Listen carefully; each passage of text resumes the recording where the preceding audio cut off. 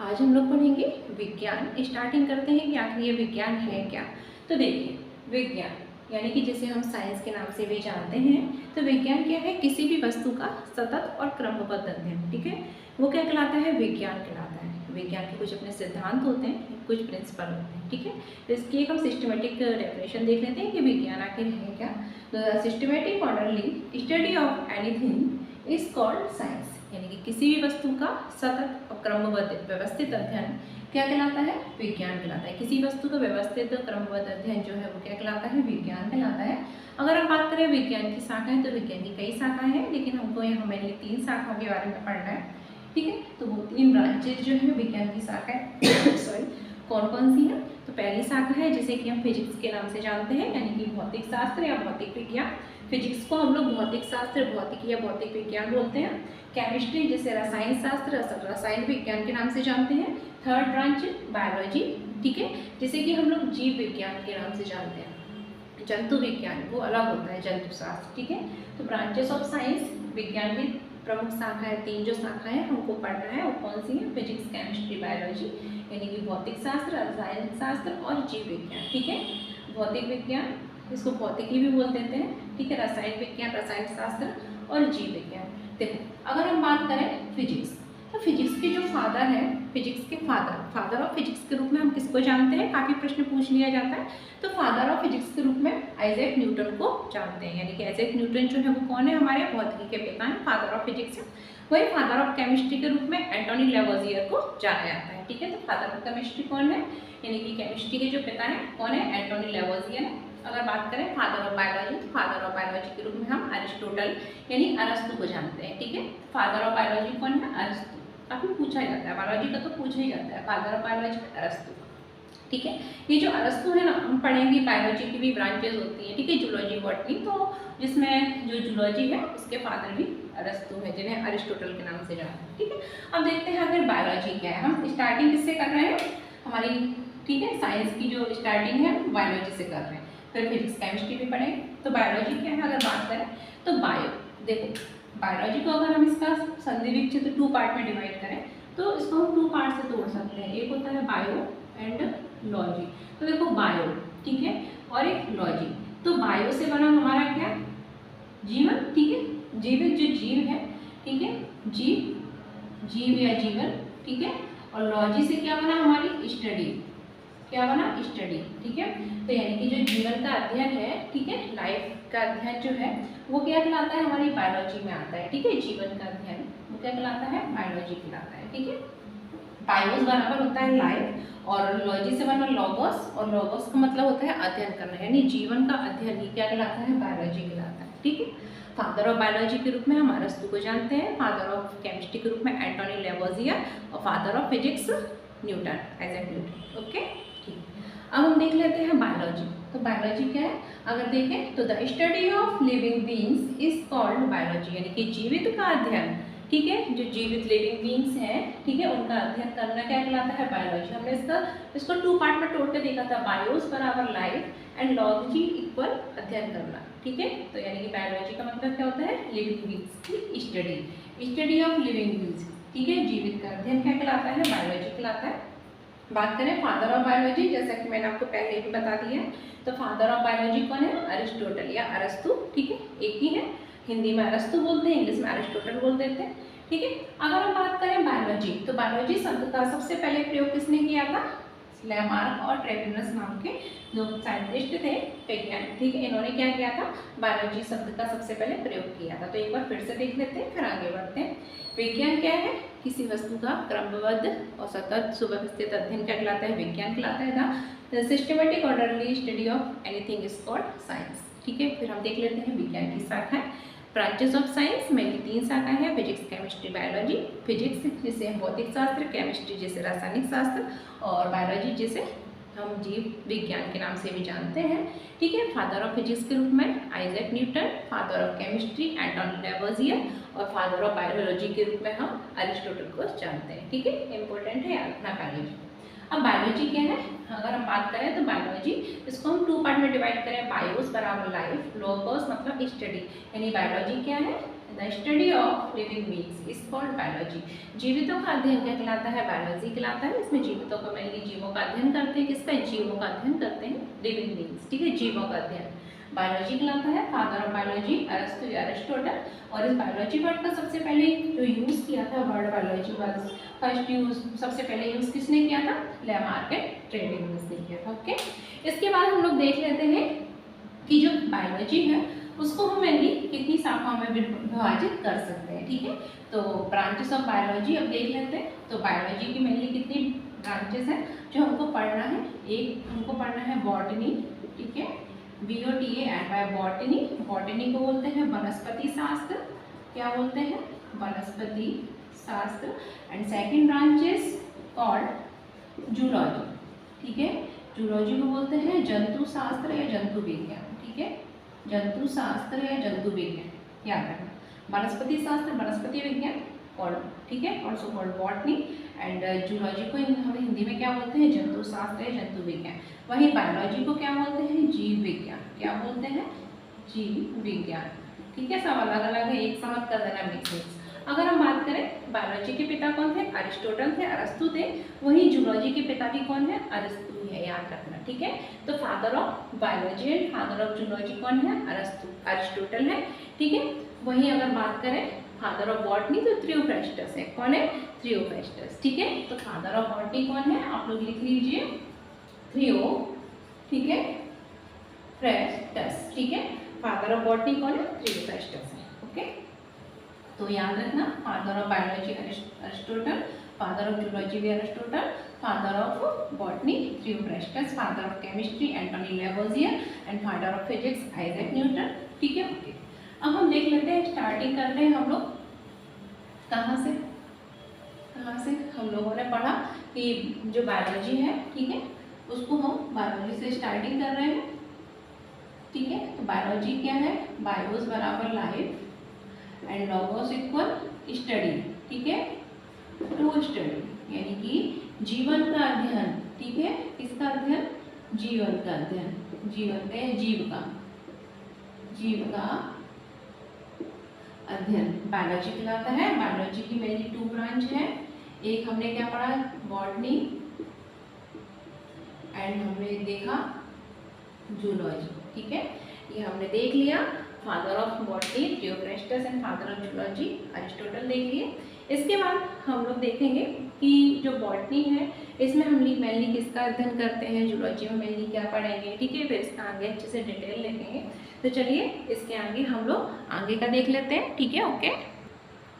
तो हम लोगों ने देख लिया कि जो बॉटनी है वो क्या बोलते हैं, बायोलॉजी है। तो बायोलॉजी को 2 पार्ट में हम ब्रांचेस में डिवाइड कर सकते हैं, जूलॉजी बॉटनी। उनके हमने पिता देख लिए, जूलॉजी बॉटनी के पापा कौन थे, ठीक है, थियोफ्रास्टस और अरिस्टोटल थे।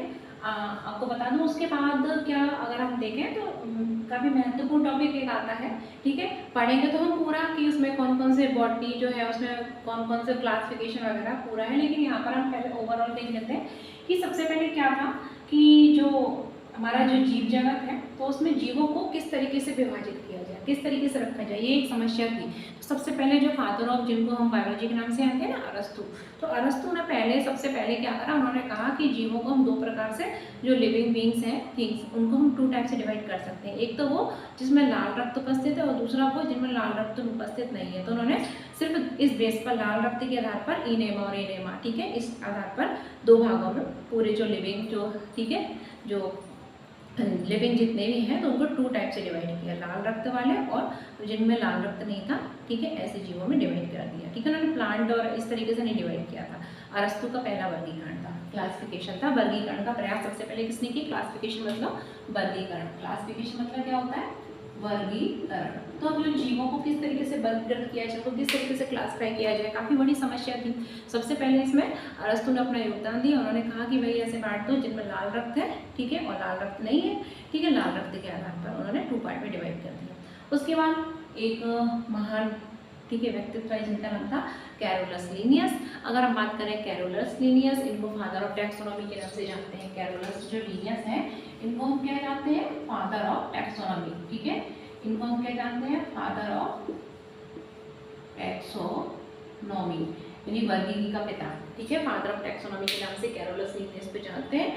और इन्होंने जीवों को अगर हम देखें तो इनकी एक बुक थी जिसका नाम था सिस्टेमा नेचुरी, ठीक है, क्या नाम बुक थी, सिस्टेमा नेचुरी। तो इन्होंने पूरी जो लिविंग बींग्स थे, ठीक है, उनको उन्होंने जो लिविंग पूरा बर्ड्स है, ठीक है, चाहे उसमें प्लांट हो एनिमल हो जो भी कुछ हो, तो उन्होंने जो भी लिविंग था तो उसको अपनी बुक सिस्टेमा नेचुरी के में उन्होंने कहा उनको कितने टाइप में डिवाइड किया, 2 भाग में, ठीक है। जो लिविंग पूरा बर्ड्स था उसको उन्होंने 2 टाइप में डिवाइड कर दिया। एक था हमारा प्लांट किंगडम और दूसरा इनके अकॉर्डिंग क्या था, एनिमल किंगडम, ठीक है। तो जो कैरोलस लिनियस थे जिनको हम फादर ऑफ टैक्सोनॉमी के नाम से भी जानते हैं, ठीक है, फादर ऑफ, ठीक है, टैक्सोनॉमी के नाम से कैरोलस लिनियस को जानते हैं। तो इन्होंने जो लिविंग बर्ड था उसको अपनी जो पुस्तक थी जिनका नाम था सिस्टेमा नेचुरी, ठीक है, तो इसके अनुसार अगर हम देखें तो उन्होंने लिविंग बींग्स जो थे उनको 2 टाइप से डिवाइड कर दिया। एक था प्लांट किंगडम और एनिमल किंगडम, ठीक है। इन्होंने जो फंगस बैक्टीरिया ऐसा कुछ नहीं बताया, इन्होंने कहा भाई 2 ही है, या तो प्लांट है या एनिमल है, ठीक है। अरस्तु ने क्या बताया था, जिनमें लाल रक्त है वो और जिनमें लाल रक्त नहीं है, यानी ठीक है, लाल रक्त के आधार पर डिवाइड किया था, एनेमा और एनेमन है, ठीक है। फिर है कैरोलस लिनियस, ठीक है, इनका फेमस है काफ़ी, इन्होंने 2 किंगडम क्लासिफिकेशन दिया, कितना, द्विजगतीय वर्गीकरण, ठीक है। इन्होंने पूरा जो वर्ड था लिविंग बर्ड्स, ठीक है, जो जीवित जो थे उनको कितने भागों में बांट दिया, जो संसार था जीवितों का 2 भागों में, एक तो प्लांट किंगडम और एक एनिमल किंगडम, ठीक है। इसको बोलते हैं पादप जगत, प्लांट किंगडम क्या बोलते हैं, पादप जगत, पादप, ठीक है, पादप जगत। दूसरा एनिमल किंगडम, ठीक है, जीव जंतु जगत, ठीक है। तो इन्होंने जो लिविंग बर्ड थे उनको 2 टाइप में डिवाइड करा किसने, तो पूछा था 2 किंगडम क्लासिफिकेशन, कैरोलस लिनियस, इनको फादर ऑफ टैक्सोनॉमी कहते हैं। इनके अनुसार लिविंग बर्ड को 2 टाइप में डिवाइड किया, प्लांट किंगडम और एनिमल किंगडम। उसके बाद काफी महत्वपूर्ण जो क्लासिफिकेशन है ना, वर्गीकरण, वो किसका है, R.H. विटेकर, क्या है, R.H. विटेकर। इन्होंने 5 किंगडम क्लासिफिकेशन दिया। इन्होंने जो पूरा जो लिविंग बर्ड था उसको कितने में डिवाइड किया, 5 किंगडम में, 5 जगत में डिवाइड किया, ठीक है। तो 5 किंगडम क्लासिफिकेशन किसकी देन है, R.H. विटेकर की है। इन्होंने अगर बात करें जो लिविंग पूरा बर्ड का संसार था जीवितों का, उसको उन्होंने कितने भागों में बांटा, 5 भागों में, ठीक है। 5 भाग कौन कौन से हैं, मोनेरा, प्रोटिस्टा, प्लांटी, फंजाई और एनिमेलिया, ठीक है। आप सोच रहे हो कि ये क्या है, तो भाई इन्होंने रखा था संपूर्ण जीव जगत को 5 भागों में डिवाइड कर दिया, इन्होंने 2 में डिवाइड किया, इन्होंने 5 में, अपनी अपनी अलग अलग थ्योरियाँ नहीं, ठीक है। तो इन्होंने 5 में डिवाइड कर दिया, क्या, Monera, Protista, Plantae, Fungi, animalia, ठीक है। अब मोनेरा कौन थे, देखो आप लोगों ने सुना होगा, कभी ना कभी तो सुना ही होगा, एक होता है प्रोकैरियोट्स, एक होता है यूकैरियोट्स, ठीक है। एक क्या होता है प्रोकैरियोट्स, देखो एक क्या होता है प्रोकैरियोटिक, ठीक है, एनिमल। दूसरे क्या होते हैं यूकैरियोटिक एनिमल, ठीक है। इनको प्रोकैरियोट्स भी कह देते हैं और यूकैरियोट्स भी कह देते हैं, ठीक है। अब प्रोकैरियोट्स मतलब सबसे पहले जो आए इस पृथ्वी पर प्रोकैरियोट्स, इनमें ट्रू न्यूक्लियस नहीं था, बहुत सारे जो सेल ऑर्गेनेल्स थे वो भी नहीं थे, ठीक है। याद रखना, पढ़ेंगे हम आगे पढ़ेंगे कि क्या है प्रोकैरियोट्स, अभी बस आप ये याद रखो जो इस पृथ्वी पर सबसे पहले है वो प्रोकैरियोट्स। तो और जो बाद में है प्रोकैरियोट्स के बाद वो यूकैरियोट्स थे। यूकैरियोट्स में भी एक कोश के बहुकोश के होते हैं, याद रखना। तो R.H. विटेकर ने संपूर्ण जीव जगत को 5, ठीक है, जगत में 5 किंगडम डिवाइड कर दिया, Monera, Protista, Plantae, Fungi, animalia. अब मोनेरा में किसको रखा गया, प्रोकैरियोट्स, किसको रखा, प्रोकैरियोट, ठीक है। प्रोकैरियोट्स के अंतर्गत अगर हम बात करें जितने भी बैक्टीरिया आते हैं ना, इनको रखा, किसको रखा, बैक्टीरिया मोनेरा में आते हैं। फिर उसके बाद अगला था जिसको हम बोलते हैं जगत, अगला किंगडम मतलब होता है जगत, प्रोटिस्टा। प्रोटिस्टा में किसको रखा गया, यूकैरियोट्स को, किसको रखा, यूकैरियोट्स। फिर प्लांटी में किसको रखा, आप कहोगे प्रोकैरियोट्स को इसमें रख दिया, प्रोटिस्टा में यूकैरियोट्स को रख दिया। तो फिर प्लांटी, फंजाई, एनिमेलिया में किसको रखा, भाई यूकैरियोट्स जो हैं उनको प्रोटिस्टा के अंतर्गत भी रखा, प्लांटी में भी रखा, फंजाई में भी रखा, एनिमेलिया में रखा। मैं जो यहाँ पे आपको पढ़ा रही हूँ और आप जो मेरा वीडियो देख रहे हो, ठीक है, क्लास वाला वीडियो देख रहे हो साइंस का टॉपिक का, आप भी क्या हो, प्रोकैरियोट्स नहीं हो, आप कौन हो, यूकैरियोट्स। और प्रोकैरियोट्स कौन होते हैं, बैक्टीरिया वगैरह, ठीक है, आर्के बैक्टीरिया वगैरह, ये सारे जो बैक्टीरिया है ना, बीजीए वगैरह, ये सारे क्या है, प्रोकैरियोट्स हैं, याद रखो। तो मोनेरा में किसको रखा, जितने भी प्रोकैरियोट्स थे उनको किसमें रख दिया, मोनेरा में। प्लांटी में किसको रखा, यूकैरियोट्स को। लेकिन यूकैरियोट्स में भी कौन, जो एककोष्ठी होते हैं ना, जैसे कि प्रोटोजोआ, अमीबा, पैरामीशियम, ठीक है, यूग्लिना, ये सब जो है उनको प्रोटिस्टा में रख दिया। फिर प्लांटी में किसको रख दिया, अगर हम बात करें तो देखो एक होता है एल्गी और एक होता है ब्लू ग्रीन एल्गी, दोनों में जमीन आसमान का अंतर है। जो एल्गी शैवाल जो होती है वो प्लांटी में, और जो ब्लू ग्रीन एल्गी है उसको मोनेरा में रखा गया, वो बैक्टीरिया था। फिर फंगस में किस और भी काफ़ी, ठीक है, जितने भी पेड़ पौधे हैं प्लांटी में रखे गए। फिर अगर हम बात ब्रायोफाइटा, टेडोफाइटा, जिम्नोस्पर्म, एंजियोस्पर्म, ये सब प्लांटी में रखे गए। फंगस में किसको रखे हैं? कवक, ठीक है, आपकी रोटी ब्रेड ये सब जो लगती है उनके ऊपर फंगस का वक्त, तो फंगस को रखा गया। एनिमेलिया में सारे क्या आ गए, अगर हम बात करें जीव में सारे Porifera, Coelenterata, Platyhelminthes, Annelida, Arthropoda, Mollusca, Echinoderm, मेटापॉड, में आप सब कुछ, ठीक है। तो ये सब एनिमेलिया में आ गए। अभी बहुत से लोगों ने सुना होगा, पहली बार तो सोच रहे मैडम पता नहीं क्या क्या बोल रही है। भाई है क्लासिफिकेशन है ना, पूरा पढ़ेंगे हम एनिमल क्लासिफिकेशन, तो पूरा पढ़ेंगे। अभी तो इतना देखो, बस ओवरऑल का देख रहे हैं पहले। तो सबसे पहले अगर हम बात करें तो संपूर्ण जो लिविंग जो बर्ड्स है उसको 2 टाइप से, ठीक है, किसने? कैरोलस लिनियस ने डिवाइड किया। अरस्तु ने भी किया था लाभ रक्त के आधार पर, लेकिन कैरोलस लिनियस इंपॉर्टेंट है। तो 2 किंगडम क्लासिफिकेशन कैरोलस लिनियस ने दिया था, ठीक है। 2 जगह पे बांटा, प्लांट किंगडम, एनिमल किंगडम, फिर आदर्श पिटिकरण महत्वपूर्ण इनका है। इन्होंने 5 किंगडम क्लासिफिकेशन दिया, 5 जगत में बांटा लिविंग बर्ड्स पूरे को। Monera, Protista, Plantae, Fungi, animalia. Monera में कौन थे? प्रोकैरियोट्स थे। बाकी जितने भी है ना ये सारे यूकैरियोट्स हैं, जिसमें ये एक कोशिकीय थे, ये बहुकोशिकीय थे, ये याद रखना, ठीक है। अच्छे से पढ़ेंगे इनको डिटेल में। इसके बाद अगर हम बात करें इसके आगे का देखते हैं, तो हमने क्या देखा? क्लासिफिकेशन, ठीक है। तो जीवों को वर्गीकरण करने की आवश्यकता हुई, क्योंकि इसके देखो काफ़ी जो जीव थे उनको हम कहाँ रखें, उनके बारे में, ठीक है, वर्गीकरण क्यों जरूरी होता है? क्लासिफिकेशन, ठीक है। जैसे कि आपके घर में सब सामान बिखरा पड़ा है, आपके घर में कोई नया इंसान आया, उसको पता ही नहीं पड़ेगा, आप खुद नहीं ढूंढ पाओगे कहाँ से क्या लाए, कहाँ से क्या लाए। सब सिस्टमेटिक लगाया हुआ है एक अलमारी में, ठीक है। किचन में ही चले जाओ तो गिलास लगे हुए हैं, एक में प्लेटें रखी हुई हैं, तो वर्गीकरण है ना क्लास 5 जैसे कैरेक्टर वाले। तो इस तरीके से क्लासिफिकेशन की आवश्यकता पड़ी, ठीक है। तो क्लासिफिकेशन 2 किंगडम क्लासिफिकेशन किसका था हमने देखा? Carolus Linnaeus, father of taxonomy. And 5 kingdom classification आर्यस व्हिटेकर, ठीक है। Monera, Protista, Plantae, Fungi, Animalia. इसके बाद हम देख लेते हैं जीवों के नामकरण की पद्धति। क्लासिफिकेशन देख लिया, अब हम क्या देख लेते हैं? जीवों के नामकरण की पद्धति। अब देखो सबसे पहले देख लेते हैं किसी को नाम देने की जरूरत क्यों होती है। जैसे आपका भी कुछ नाम होगा, मम्मी उधर से चिल्ला रही होगी जब आप मोबाइल देखते होगे कि इधर आओ, दिन भर मोबाइल में घुसे रहते हो या किसी से बात कर रहे हो या कहीं भी टीवी वीवी देख रहे हो, तो आपका नाम है ना, आपको ही बुला रही है तो आपको पता है आपका नाम है। अब देखो सभी जीवों के अगर इतने सारे जीव हैं, आपका तो नाम ठीक है, लेकिन इतने सारे इस जो संसार है उसमें कितने सारे लिविंग थिंग्स हैं, हम सबके तो नाम याद नहीं रख सकते। जैसे कुत्ता है तो एक जैसे सारे कुत्तों जो है कुत्ते, ठीक है, डॉग है, तो सबके नाम तो हम याद नहीं रख सकते। अब बहुत मुसीबत, अगर सबके नाम कोई नहीं याद रख सकता, अपना सिलेबस तो हम रट नहीं सकते हैं, नाम क्या किसी के याद रखेंगे। तो इस दुविधा को, ठीक है, खत्म करने के लिए एक पद्धति दी गई जिसको हम बोलते हैं जीवों के नामकरण की पद्धति, ठीक है। नॉमेनक्लेचर दिया गया, द्विनाम पद्धति है। इसमें जीवों के नाम जो थे ना, ठीक है, वो 2 शब्दों पर आधारित थे। पहला जो वर्ड था, ठीक है, शब्द था वो जेनेरिक नेम, जीनस वंश का, और दूसरा जो था वो स्पीसीज, ठीक है, जाति संबंधित था। जैसे कि आपका नाम क्या है, XYZ जो भी, मुझे क्या पता आपका नाम क्या है, मेरा नाम तो पता है सबको, ठीक है, मेरे वीडियो में डाला रहता है। अब देखो तो इसमें जो मेरा नाम है ना शिल्पी, दूसरा नाम क्या है? अवस्थी। तो पहला नाम क्या हो गया हमारा? जेनेरिक नेम, ठीक है, और सेकेंड नाम जो है वो हमारा अवस्थी, वो क्या हो गया हमारा? स्पीसीज, ठीक है, स्पीसीज का। तो अगर हम देखें द्विनाम पद्धति जो है ये कैरोलस लिनियस की देन थी, ठीक है। तो इसको अगर हम अच्छे से देखें, ठीक, तो जो नॉमेनक्लेचर है अगर हम बात करें, ठीक है, तो मैंने आपको बताया अपना एग्जांपल देखें, लेकिन मेरा एग्जांपल ऐसा नहीं देखना है, हमको क्या देखना है? ओवरऑल देखना है। तो देख लेते हैं बायनोमियल नॉमेनक्लेचर। क्या देख लेते हैं? बायनोमियल नॉमेनक्लेचर यानी कि द्विनाम पद्धति। बायनोमियल मतलब होता है द्विनाम पद्धति, ठीक है, बायनोमियल नॉमेनक्लेचर द्विनाम पद्धति। ये किसके लिए है? जीवों के नामकरण की है, जो लिविंग बींग्स है ना, लिविंग थिंग्स है, उनके नामकरण की, ठीक है, द्विनाम पद्धति है binomial nomenclature of living things, ठीक है। तो ये किसने दिया था? ये दिया था हमारे कैरोलस लिनियस, ठीक है। किसने दिया था? कैरोलस लिनियस ने दिया था। तो फादर ऑफ बायनोमिकल नॉमेनक्लेचर जो है वो हम किसके रूप में जानते हैं? द्विनाम पद्धति के जो पिता हैं उनको हम कैरोलस लिनियस के रूप में नाम से जानते हैं, ठीक है। अगर हम बात करें जो द्विनाम पद्धति है बायनोमियल नॉमेनक्लेचर है, इसमें क्या होता है? 2 शब्दों पर आधारित नाम होता है। पहला जो वर्ड होता है हमारा वो जेनेरिक नेम होता है, ठीक है, यानी वंश का, और दूसरा जो होता है स्पीसीज यानी उसकी प्रजाति का नाम होता है। पहला जेनेरिक नेम जीनस का, दूसरा स्पीसीज का नाम होता है, ठीक है।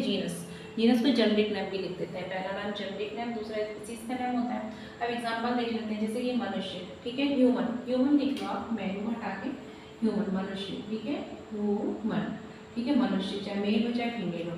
अब इसका नाम क्या है, होमो सेपियन। मनुष्य का नाम क्या है, अगर हम देखें वैज्ञानिक नाम, साइंटिफिक नाम है ये, ठीक है। द्विनाम पद्धति का तात्पर्य क्या है, होमो सेपियन। आप चाहे इंडिया में देख लो, इंडिया में भी होमो सेपियन बोला जाएगा, ठीक है। आप किसी गांव के चले जाओ, उनका नाम भी होमो सेपियन। वैज्ञानिक पद्धति के अनुसार अमेरिका चले जाओ, होमो सेपियन सब क्या है, मनुष्य अगर है तो वो होमो सेपियन है, ठीक है। पहला होमो क्या हो गया, उसका जेनेटिक नेम, और सेपियन क्या हो गया, उसका स्पीसीज नेम, ठीक है, याद रखना।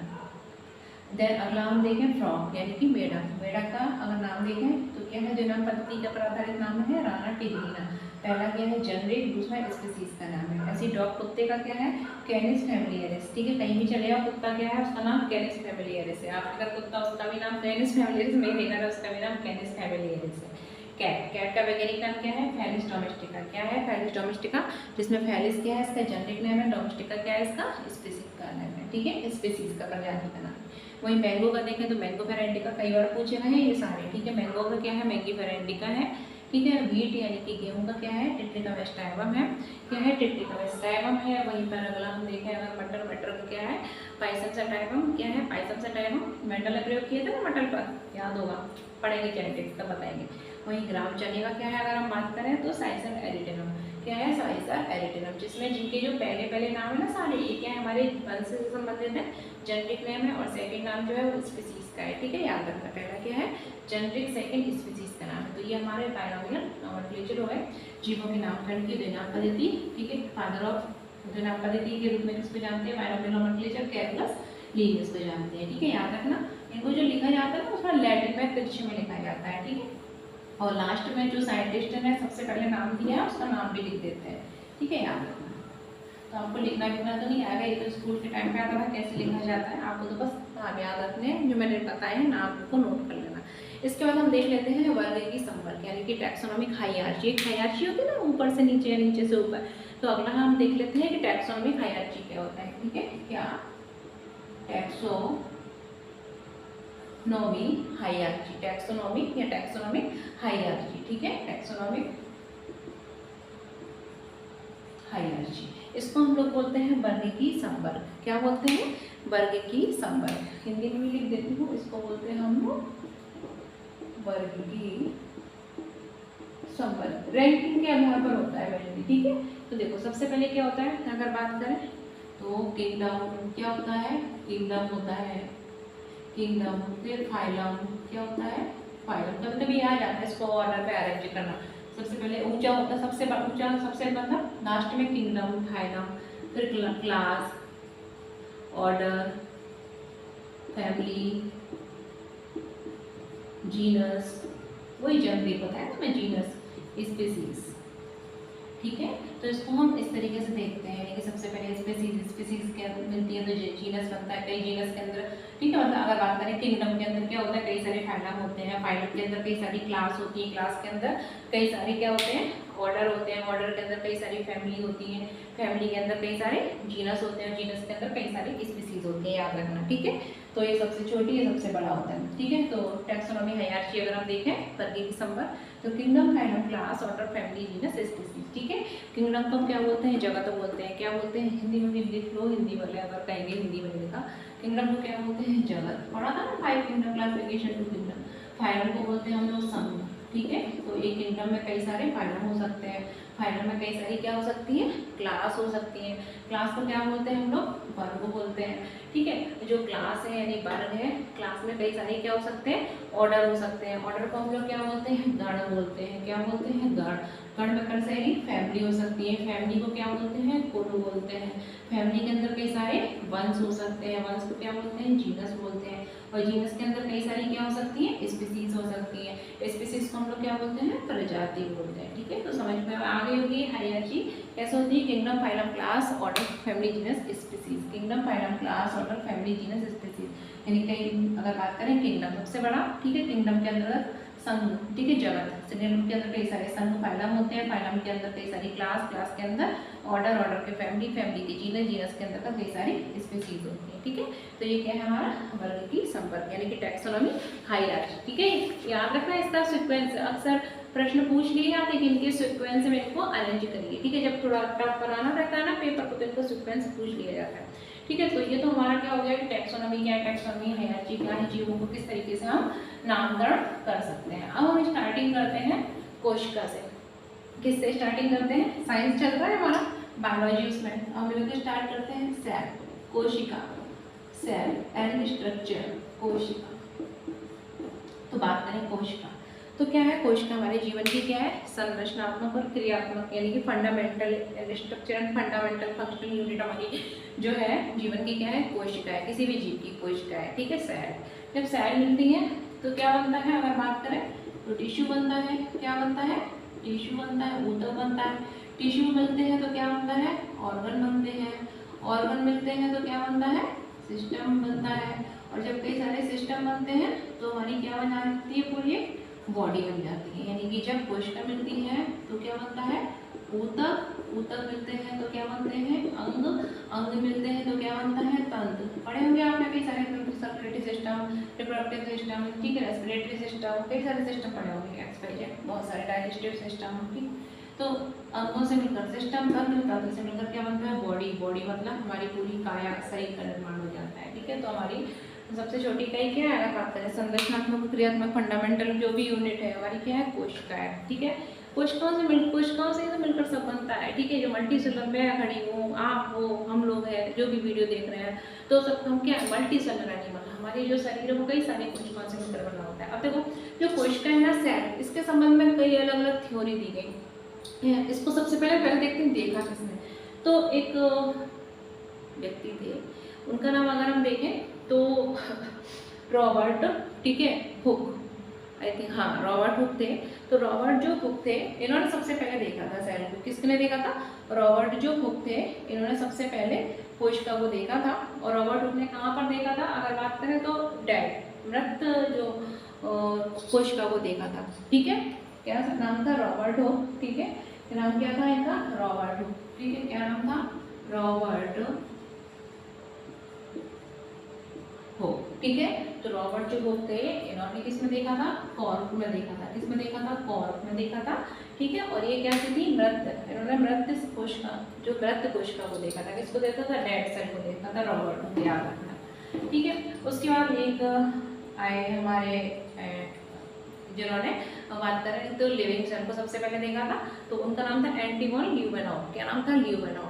क्या नाम था? ल्यूवेनॉव। और उन्होंने लिविंग सेल को देखा था। ठीक है, बैक्टीरिया सेल थी, हाँ बैक्टीरिया सेल थी, तो लिविंग सेल को सबसे पहले देखा था। तो कोशिकाएं हमने क्या देखा? हमारे जीवन की संरचनात्मक क्रियात्मक इकाई है। कोशिकाएं मिलती है तो ऊतक, ऊतक मिलते हैं तो अंग, अंग मिलते हैं तो अंग तंत्र, तंत्र से क्या बनता है? शरीर बनता है। ठीक है, तो ये हमारा हो गया कि कोशिका मेनली है क्या। ठीक है, और किस तरीके से हमने देखा कि ये हमारी संरचनात्मक और क्रियात्मक इकाई है।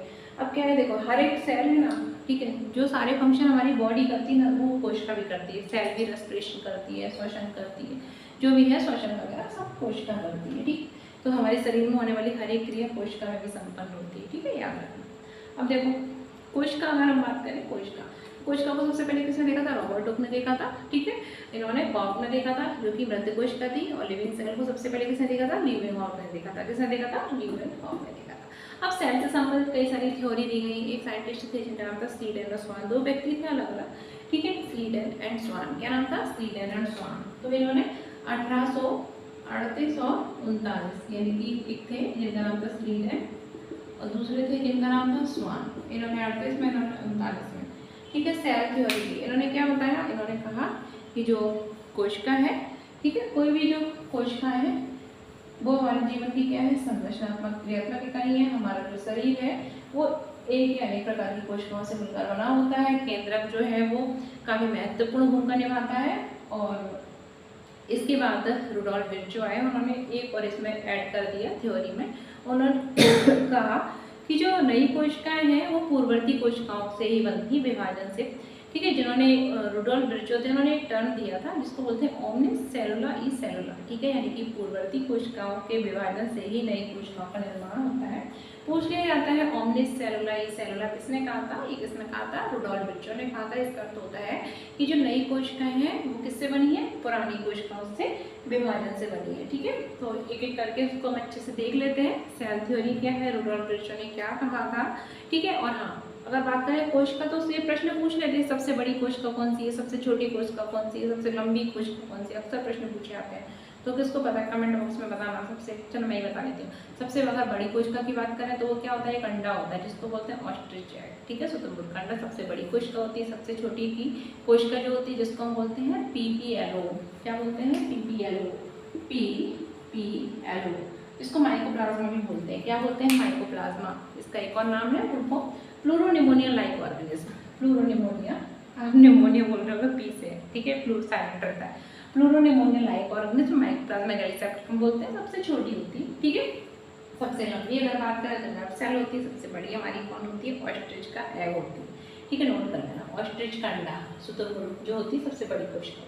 ठीक है, सबसे लंबी नर्व कोशिका, तंत्रिका कोशिका, और सबसे छोटी माइकोप्लाज्मा गैलिसेप्टिकम। ठीक है, जिसको हम पीपीएलओ बोलते हैं, प्लूरोनिमोनिया लाइक ऑर्गेनिज्म बोलते हैं। इसके बाद देखो अगर हम बात करें कोशिका के स्ट्रक्चर की, सेल थ्योरी हमने देख लिया, स्लीरेन और स्वान ने दिया था। ठीक है, किसने दिया था, स्लीरेन और स्वान ने दिया था, जिन्होंने कहा कि जो कोशिकाएं हैं वो अपनी पूर्ववर्ती कोशिकाओं के विभाजन से बनती हैं। ठीक है, मतलब पूरा ओवरऑल अगर सेल थ्योरी थी, इन्होंने कहा कि जो केंद्रक है महत्वपूर्ण भूमिका निभाता है क्रिएटर के रूप में।